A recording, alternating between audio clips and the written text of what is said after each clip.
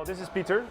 I'm Harmen, and we're both the co-founders of ShareNL and also of the Sharing Cities Alliance. We're based in Amsterdam, but we're serving the world on the topic of the sharing and collaborative economy. We saw that there was a really high willingness of people in Amsterdam to be part of the sharing economy. So we thought, okay, there is some juice there. And then we started with our mission to make Amsterdam into a sharing city by writing a vision and by getting a really diverse group of people in the city together, including the city government, and just see the city as a playground for innovation, and in this case the sharing economy, to test with it, pilot with it, do projects and develop the field together.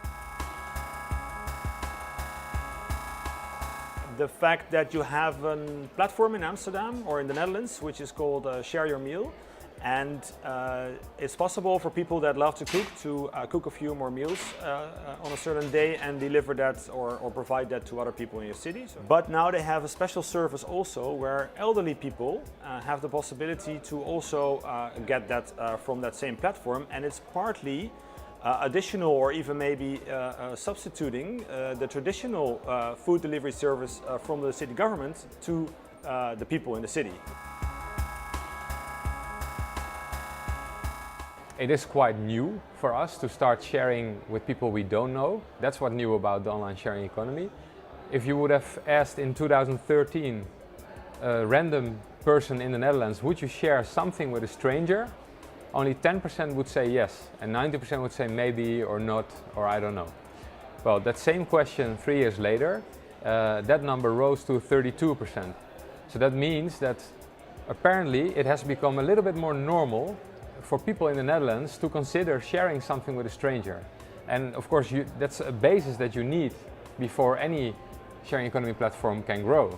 So for us, it's really important to understand better the underlying patterns of behavior and be also better equipped to help anyone who is building a platform or building a community to see like how can you make it grow. On the other hand, why people are willing to do this is indeed because of social reasons, economic reasons and environmental reasons. There's real value, also economic value, in the social contact. When you meet each other, you treat each other's stuff much better than if you don't meet each other. It becomes like how people behave in traditional rental, and then people care much less. I think the platforms are looking for ways to accommodate both, and essentially I believe that that's the strength of it, that there are many different reasons why someone would engage in these activities, and that's what makes the phenomenon grow so quick, you know, because you have entirely different personalities going into it because of different reasons. So in multiple countries, but also in the Netherlands, there are project developers, area developers, redesigning the way they build new living places so that sharing becomes more easy. Because now we're not building for sharing. Everybody has its own house with its own closet space, its own parking lot.